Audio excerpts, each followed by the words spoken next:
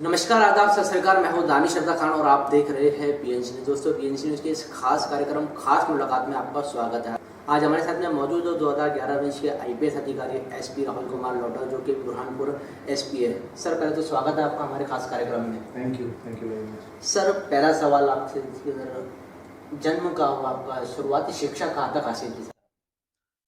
मैं मेरा जन्म जो है वो जलगांव ज़िले में हुआ है। महाराष्ट्र में जो जलगांव डिस्ट्रिक्ट है वहाँ का मैं प्रॉपर रहने वाला हूँ। और शुरुआती शिक्षा की बात करें तो 10th क्लास तक मैं जलगांव ज़िले में ही पढ़ा लिखा हूँ। उसके बाद फिर मैं पुणे चला गया था। 11वीं 12वीं और आईटी इंजीनियरिंग की है मैंने। तो 11वीं 12वीं और आईटी इंजीनियरिंग जो है वो मैंने पूना से करी। और उसके बाद फिर मैं यूपीएससी के लिए प्रिपेयर करने के लिए दिल्ली चला गया। सर, आईपीएस बनने का सपना कैसे क्या है?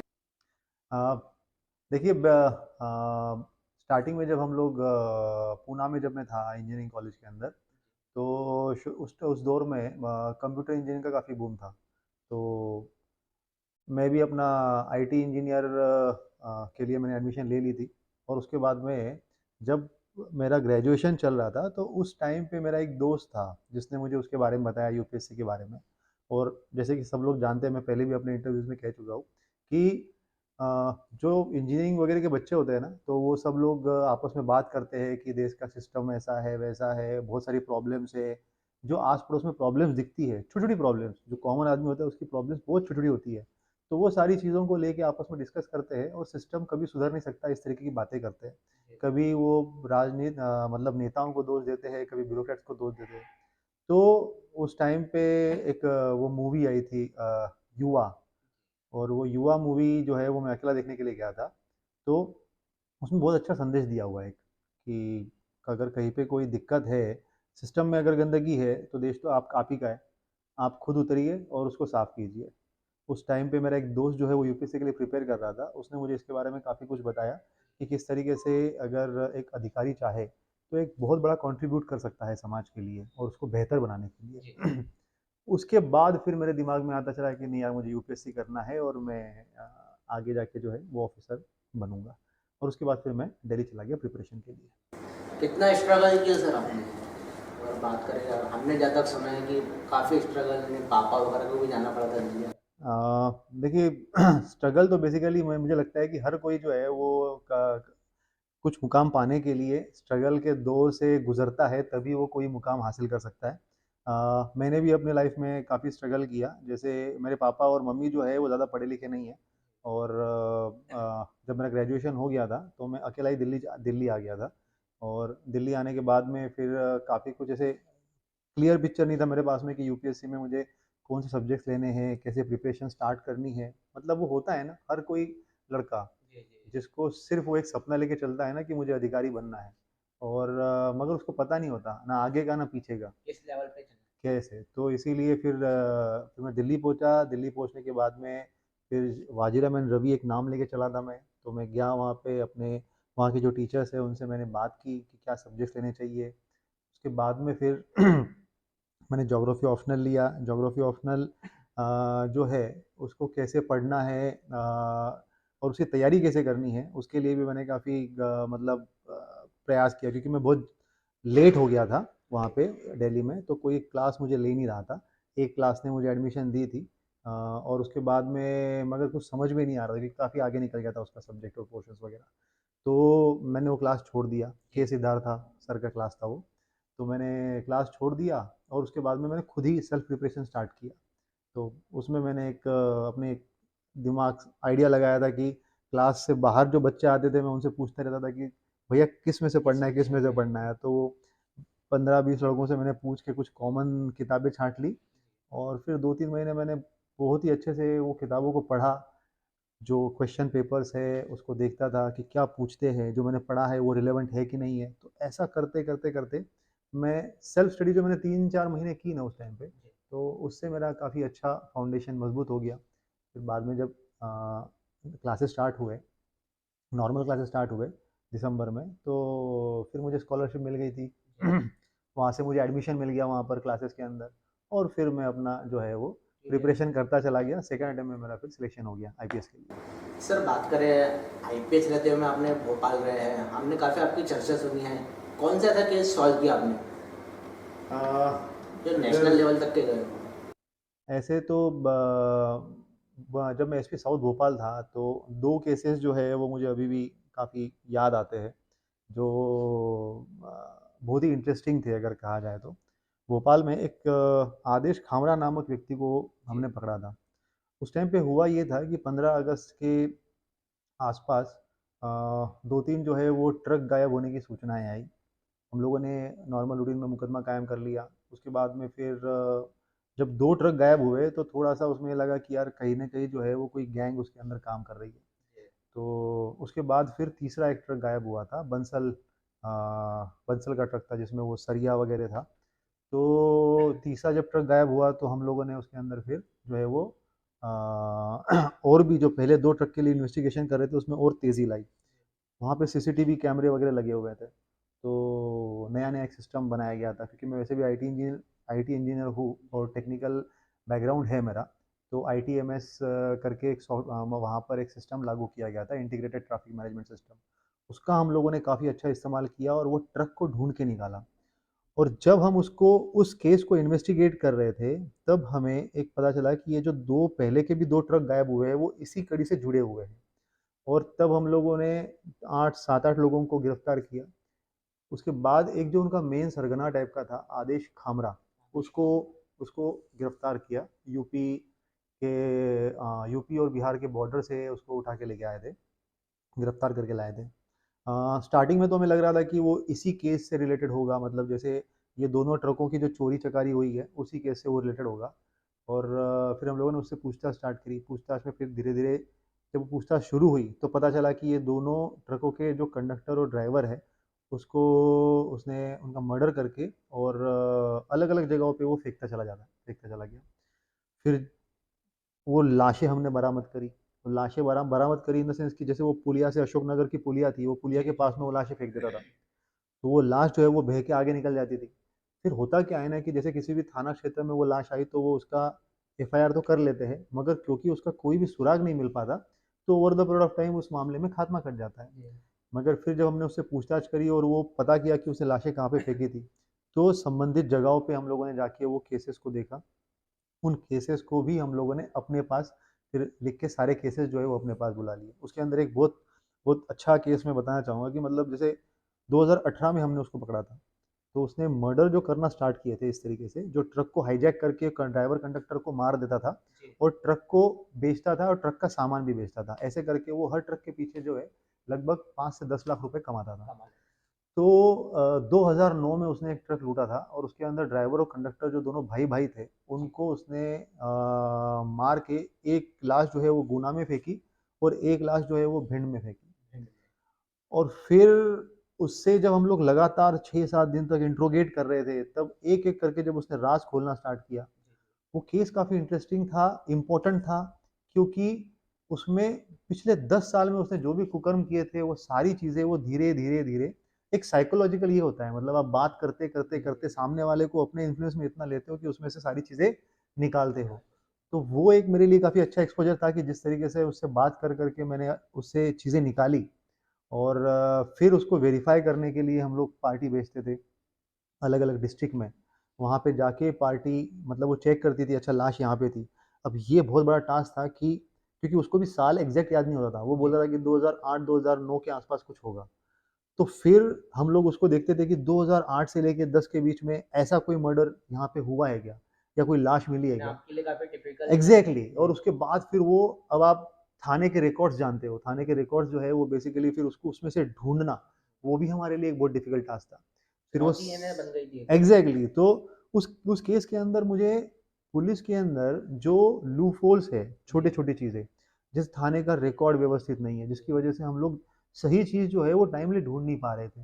उसके बाद में फिर अगर देखेंगे तो हमें एग्जैक्टली टाइम पीरियड पता है 8 से 10 के बीच में। तो सारी डायरियाँ देखने के बाद में एक एक डायरी देख रहे हैं, डायरी के अंदर के कुछ पन्ने जो है वो खराब हो गए या कुछ गल गए, तो उसका प्रॉपर संधारण नहीं था। मगर उस सब हर्डल्स को पार करते हुए हमने वो डायरिया भी ढूंढ निकाली और फिर धीरे धीरे करते करते हम लोगों ने मेरे ख्याल से 6-7 महीने के अंदर जो 34 मर्डर थे उनके कुल मिला के 18 केसेस तैयार किए थे और वो सारे केसेस के अंदर चालान काट के कोर्ट में पेश किया। अभी हाल फिलहाल में एक केस के अंदर कोर्ट ने सज़ा सुनाई है, जिसके अंदर उसको जो है वो सज़ा मिली है। बाकी हर केस के अंदर भी अभी उसको धीरे धीरे करके केसेस स्टार्ट होगी और सज़ा मिलेगी। एक केस और था सर भोपाल के अंदर, एक लड़का जो लड़की को कट्टे की नोक पे और आपने उससे वो दूसरा एक मतलब बहुत ही इंटरेस्टिंग केस बोल सकते हैं उसको।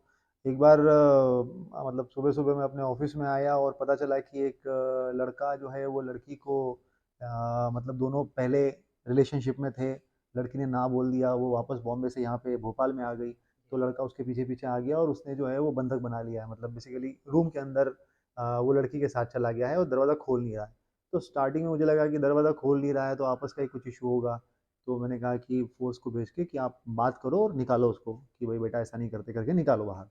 मगर फिर 11 बजे के आसपास में मेरे पास जानकारी आई कि उसके हाथ में पिस्टल भी है और पता चला कि पिस्टल भी है, और अपने एक हेड कांस्टेबल ने जब वो दरवाज़ा फोर्सफुली खोलने का ट्राई किया तो उसको चाकू मार दिया। जैसे ही मैंने सुना कि पुलिस वाले को चाकू मारा है तो इमीडिएटली मैं अपने ऑफिस से तड़के उठा और घटनास्थल पे जा पहुंचा। घटनास्थल का अगर मैं बताऊँ तो 5वीं मंजिल पे जो थ्री पांचवी मंजिल पे। एग्जैक्टली 5वीं मंजिल पे था, 3 BHK फ्लैट था, और एक कोने के रूम के अंदर उस लड़की को वो लेके उसने अंदर से दरवाज़ा बंद कर लिया था। अब जो वो रूम था उसके सामने ही टॉयलेट था, बीच में इतनी सी जगह थी, छोटी सी जगह जहाँ पे सिर्फ 2 आदमी खड़े हो सकते हैं, और वो लड़की को उसने क्या है कि थोड़ी कुछ चाकू वाकू मार दिया था, तो उसकी ब्लीडिंग भी हो रही थी। फिर और वो बात करने के लिए किसी से तैयार नहीं था, क्योंकि पहली बार जब पुलिस वालों ने बात करी और फोर्सफुली दरवाज़ा खोलने का ट्राई किया तो उसे चाकू मारा, और उसका विश्वास भी पुलिस से उड़ गया कि पुलिस तो मुझे पकड़ के लेके जाएगी वगैरह वगैरह। तो और कुछ पत्रकारों ने भी उससे बात करने की ट्राई की उस टाइम पे, मगर वो नहीं हो पाया। फिर जब मैंने वहाँ पे मोर्चा संभाला और उसके बाद में फिर उससे लगातार बात की, उसको धीरे धीरे धीरे जो है बात करते करते थोड़ी देर में इस तरीके से वो हुआ कि साहब सर मैं आपसे ही सिर्फ बात करूंगा। फिर मैंने सब लोगों को वहाँ से हटाया, सारे पत्रकारों को मैंने जो है वो नीचे भेजा कि आप बेसमेंट में रहिए। वहाँ पे मैंने उससे लगभग 2 से 3 घंटे, फिर उसके बीच में मैंने ये भी बात करी कि भाई लड़की की तबीयत कैसी है। उस टाइम पे मुझे याद है कि मतलब क्योंकि वो लाइव चल रहा था तो पूरे देश भर से, कुछ चेन्नई से और जयपुर से कुछ रैंडम लोगों ने मुझे मैसेज किया, फ़ोन किया कि अरे सर आप एक ऐसा करिए कि उसके अंदर दरवाज़ा तोड़ के अंदर चले जाइए। कोई बोल रहा था कि साहब गैस डाल दो और वो गैस से सब लोग बेहोश हो जाएंगे और उसके बाद में फिर आप उसको निकाल लीजिए। तो लोगों का कंसर्न बहुत जेन्युइन था, बहुत अच्छा था। मगर क्या है कि उस स्पॉट पे मैं था, मुझे डिसाइड करना था कि मुझे करना क्या है। अब जब डॉक्टर से बात की तो लड़की की हालत जो है वो ज़्यादा गंभीर थी, ब्लीडिंग ज़्यादा हो गई थी।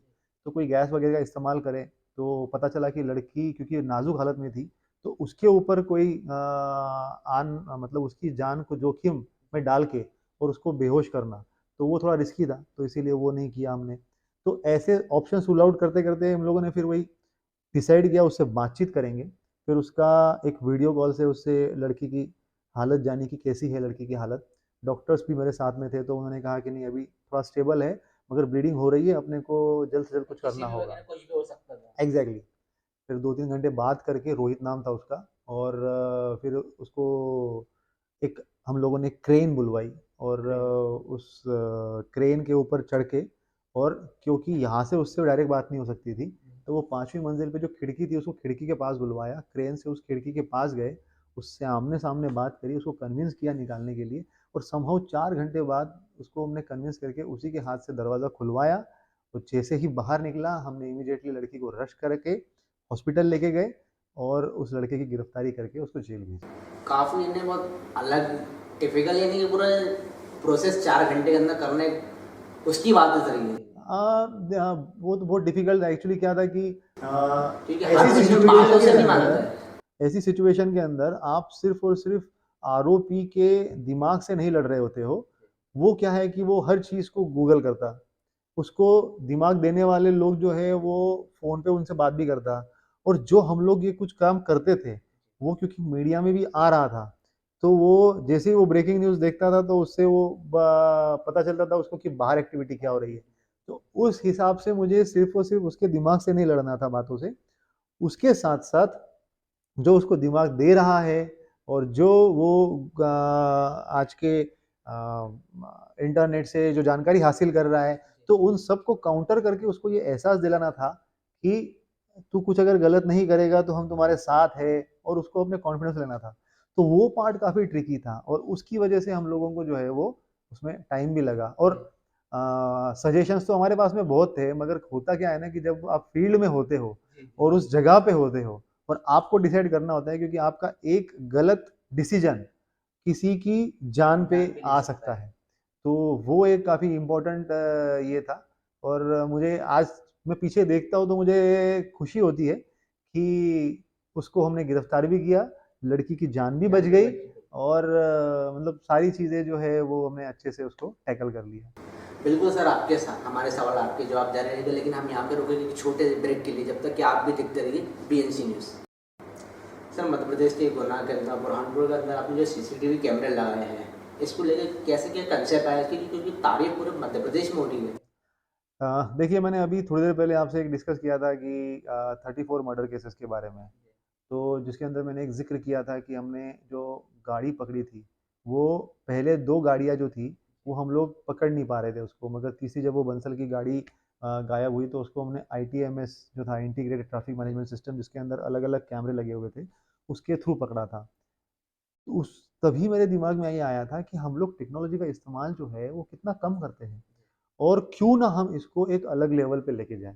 एक तो गवर्नमेंट भी उसका इस्तेमाल, गवर्नमेंट तो अपने तरीके से सीसीटीवी कैमरे लगा रही है, मगर ये पॉसिबल नहीं है कि हर गली गली, नुक्कड़ नुक्कड़, चौराहे चौराहे पे कैमरे और सीसीटीवी कैमरे लगाने के लिए गवर्नमेंट फंड करे। करने के लिए कर सकती है, मगर वो एक एक्स्ट्रा मतलब बहुत ज़्यादा ये खर्च रहेगा। इसमें कहीं न कहीं अगर हम लोग समाज के लोगों को अगर लेके चलते हैं और उसकी फुटेज अगर हम लोग अपने पुलिस कंट्रोल रूम में लेते हैं, तो उसके हमें दुगने-तिगुने फ़ायदे होंगे। तो इस चीज़ को जब उस केस की इन्वेस्टिगेशन चल रही थी, तो उसी टाइम पे मेरे दिमाग में था। फिर एसपी साउथ भोपाल जब मैं था, उसके बाद में मेरी पोस्टिंग एसपी गुना हुई, और गुना में फिर मैंने वो प्रोजेक्ट स्टार्ट किया, जिसके अंदर एक तो जो भी एक मतलब समाज में प्रतिष्ठित लोग हैं, उनसे हम लोग अपील करते थे कि आप लोग सीसीटीवी कैमरे लगाइए इंपॉर्टेंट जगहों पे, और उसकी जो लाइव फुटेज है वो पुलिस कंट्रोल रूम में दीजिए। और ऐसे करते करते हम लोगों ने लगभग 250-300 कैमरे, मतलब गवर्नमेंट ने वहाँ पे लगभग 100 कैमरे लगाए थे, और हमने लोगों से अपील कर करके, बातें कर करके, उनको मोटिवेट कर करके, उसके बाद तो एक ऐसा ड्राइव बन गया था वहाँ पर कि लोग जैसे किसी का अगर पर्स गुम हो गया और पुलिस उसको 1 घंटे में पर्स लाके दे रही है, उसकी कीमती सामान, कार्ड वगैरह सब था उसके अंदर, वो देखता था पूरा कंट्रोल रूम, और वो खुश होके बोलता था कि एक कैमरा जो है मैं भी अपनी तरफ से यहाँ पे डोनेट करूंगा। इस तरीके से एक वो मुहिम बन गया था। उस टाइम पे 350 कैमरे हमने लगाए थे, आगे भी और उसमें कैमरे लगे। सेम चीज़ गुना से जब मैं अभी एसपी बुरहानपुर बन के आया, मुझे यहाँ पे अभी लगभग 2.5 साल हो गया है, तो बीच में कोरोना के टाइम भी था, तो उसमें थोड़ा हम लोगों को उसमें इस प्रोजेक्ट को रोकना पड़ा, क्योंकि उस टाइम पे लोगों की जान जो है वो ज़्यादा इम्पोर्टेंट थी। मगर उसके बाद जो अभी हमें टाइम मिला है पिछले 1 साल में, तो बुरहानपुर में भी हमने प्रयास किया है कि जगह जगह पे, चप्पे चप्पे पे कैमरे लगाए जाएं, और वो हाई डेफिनेशन कैमरे हो, और उसका जो सारा फुटेज है वो पुलिस कंट्रोल रूम में रहे। तो क्या सर, आप बुरहानपुर वासियों से अपील करें कि वो भी अपने घर के बाहर एक छोटा कैमरा या सीसीटीवी कैमरा लगाए। मैं बिल्कुल मैं इस माध्यम से सभी को अपील करना चाहता हूँ कि देखिए, टेक्नोलॉजी जो है वो आपकी लाइफ को बेटर ही बनाती है, और अगर आप लोग सीसीटीवी कैमरे लगाएंगे, और मैं तो ये कहता हूँ कि उसका फुटेज जो है वो आप पुलिस कंट्रोल रूम में अवेलेबल करवाइए, क्योंकि उसकी फुटेज को एनालिसिस करना, देखना आपके लिए उसका कोई औचित्य नहीं, आपका काम है, आप अपने काम पे जा रहे हो, आप बिजी लाइफ में हो, मगर आप अपनी सिक्योरिटी के लिए कैमरा लगाइए, और उसकी लाइव फुटेज जो है वो कंट्रोल रूम में दीजिए, क्योंकि सरकार ने कंट्रोल रूम को चलाने के लिए 7 से 8 पुलिसकर्मी वहाँ पे रखे हैं, उसकी उनको सैलरी दी जा रही है, आपकी सिक्योरिटी की ही सैलरी जो है वो उनको दी जा रही है, और उसका बेहतर हम लोग उसका इस्तेमाल करके और एक अच्छा भयमुक्त वातावरण जो है वो आपको देंगे। तो मैं ज़रूर अपील करना चाहूँगा कि सब लोग अपने अपने जो जो भी आप कैपेबिलिटी में हो वो कैमरे लगाएं, और उसका फुटेज जो है वो सीसीटीवी कंट्रोल रूम में दें। बुरहानपुर में सीसीटीवी लगाने का जो प्रशासन को आपको जो फायदा मिल रहा है, क्योंकि पिछले दिनों निबोला के अंदर एक बच्चा भी शुरू हुआ जो सीसीटीवी कैमरे की मदद से मिल रहा है, कितने जो उससे फायदे नजर आए। बिल्कुल, मैं तो अगर फ़ायदे गिनाने जाऊँ तो उसके तो अनगिनत फ़ायदे हैं। देखिए, पुलिस सीसीटीवी कंट्रोल रूम से, जैसे आपने अभी बताया कि एक नाबालिग बच्चे को एक आदमी अपहरण करके लेके गया था, उसको हमने 72 घंटे के अंदर ढूँढ के लेके आए।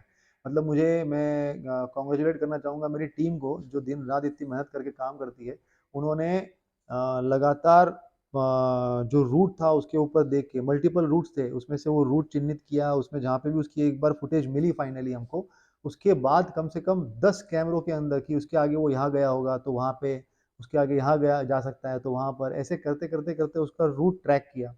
उसका चेहरा, क्योंकि हमारे कैमरे हाई डेफिनेशन कैमरे थे, 8 मेगापिक्सल के कैमरे थे, तो उसका चेहरा बहुत ही क्लियर था। तो ऐसे करके हमने उसको ट्रैक किया। और ये एक केस नहीं है, अगर आप देखेंगे तो पिछले कुछ टाइम से जो एक नेपा नगर में चोरी हुई थी, उसके बाद में बुरहानपुर में जो बहुत सारे केसेस है, उसके अंदर भी हम लोग सीसीटीवी कैमरे का इस्तेमाल करते हैं। कुछ कुछ सामान अगर किसी का खो जाता है तो उसको भी तत्काल ढूंढने में भी सीसीटीवी कैमरे का मदद होता है। और वो अभी हम लोग उसको एक नया कंसेप्ट भी लेके आ रहे हैं, जो मैंने पहले गुना में भी इम्प्लीमेंट किया था, कि सीसीटीवी कैमरे में हम लोग रात्रि गश्त को भी सीसीटीवी कैमरे से जुड़ेंगे, जिसके अंदर लाइव गश्त होगी कि अरे यहाँ पे संदिग्ध आदमी देख रहा है, कंट्रोल रूम टू चार्ली, आप तत्काल वहाँ पे पहुंचिए, उसको चेक करिए।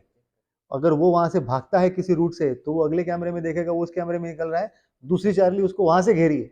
तो ये जो एक, अगर हम लोग एग्जैक्टली तो पूरा के पूरा जो हमारा फील्ड वर्क है और साथ साथ में हमारा जो टेक्नोलॉजी है, उसको अगर हम लोग इंटरमिंगल कर दे, उसको अगर हम लोग जोड़ दे, तो हम लोग बहुत सारे रिजल्ट उसके अंदर लेके आ सकते हैं। सर, बुरहानपुर जिला अस्पताल घोटाला काफी प्रदेश में चर्चित रहा है। इसमें आपने कई लोगों की जो पर्दाफाश करके कुछ जेल तक पहुंचाए, कैसे क्या सफल रहा सर? देखिए, हमारे पास में का जो प्रशासन के कलेक्टर साहब हैं, उनकी तरफ से भी एक बार जानकारी आई थी। उनकी तरफ से एक कबाड़ी वाला जो घटनाक्रम हुआ था, उसमें मामला कायम करने के लिए रिपोर्ट आई, तो उसमें एक मामला कायम हुआ। और साथ ही साथ में उसी टाइम पे हमें जानकारी मिली कि ऐसे बहुत सारे फर्जी अकाउंट्स भी है जिसके अंदर पैसा भी ट्रांसफ़र हुआ है।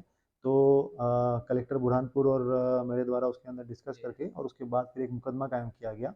और फिर हम लोगों ने पूरा के पूरा उसके अंदर डिटेल इन्वेस्टिगेशन भी की, तो उसमें काफ़ी लोगों को हमने गिरफ्तार किया। जैसे कि जो सरकारी पैसा आ रहा था तो उसको अलग अलग डिफरेंट डिफरेंट फर्म्स बना के, उसमें कुछ पत्रकार भी थे, 3 से 4, जैसे निम्बोरकर है, एक संजय दुबे है, आनंद दीक्षित है, तो ऐसे कुछ पत्रकार भी थे जिन्होंने अलग अलग फर्म्स बनाई। और उस डॉक्टर के साथ में पार्टनरशिप में फर्म्स बना के उसमें पैसों का गबन भी किया। तो वो सारी चीज़ें भी हम लोग रिकॉर्ड पे लेके आए और उनकी भी गिरफ्तारी सुनिश्चित करी। कुछ जो है वो कुछ नेता भी थे, 1-2 नेताओं को भी हम लोगों ने गिरफ्तार किया, जिन लोगों ने बड़ी मात्रा में पैसों का गबन किया था।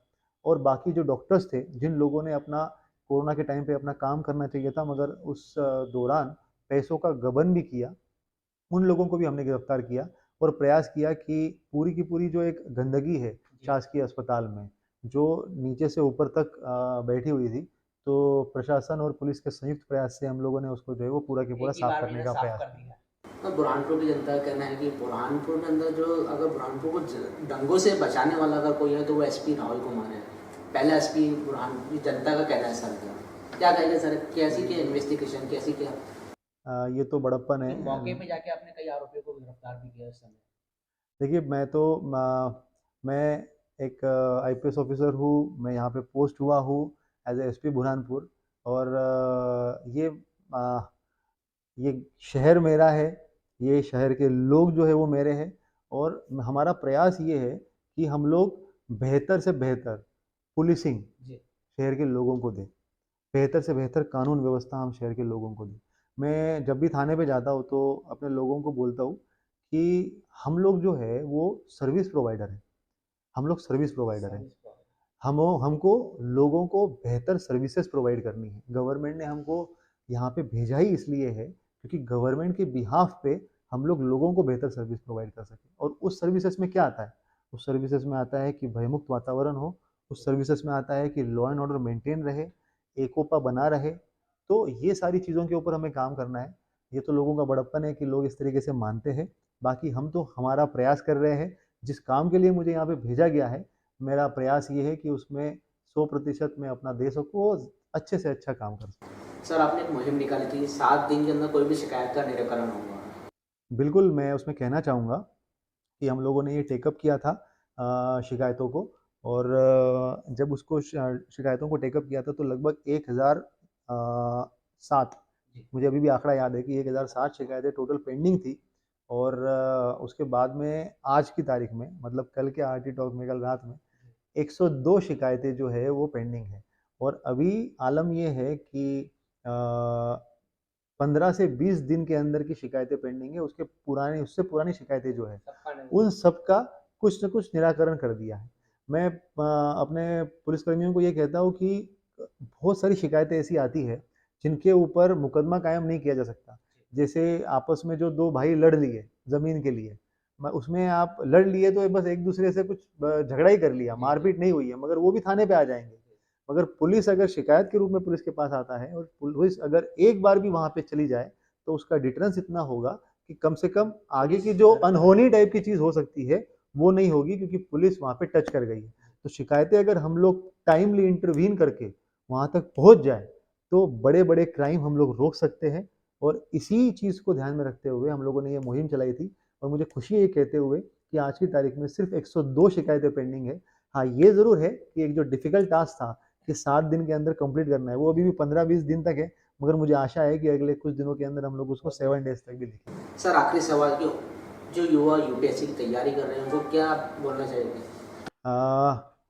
जो युवा यूपीएससी की तैयारी करना चाह रहे हैं उनके लिए मेरा एक ही मंत्र है। मैंने पहले भी अपने इंटरव्यूज में इसको कहा है कि जब मैं नया नया प्रिपरेशन करने के लिए गया था और मुझे पढ़ाई करते करते और वो पूरा सिलेबस पढ़ते पढ़ते लगता था कि अरे यार ये तो मतलब ख़त्म ही नहीं हो रहा और कैसे होगा, बहुत सारे सवाल दिमाग में होते हैं प्रिपरेशन करते वक्त। मगर एक चीज़ आप ध्यान रखिए कि success is not a spontaneous combustion, you have to set yourself on fire. Success जो है वो एकदम से नहीं मिलता आपको, मतलब वो कोई एकदम से जादू से नहीं आ जाएगा आपके पास में। आपको खुद को आग में झोंकना होगा और चाहे जितनी बार आप फेल हो मगर वापस खड़े हो, उठो, वापस दौड़ो, वापस भागो, ऑटोमेटिकली आपकी लगन देख के सक्सेस आपके पीछे भागते जाएगा। तो सुना आपने, ये थे एसपी राहुल कुमार, जो कि बुरहानपुर के एसपी है। ऐसी तमाम बड़ी खबरों के लिए बने रहे बीएनसी न्यूज़ के साथ।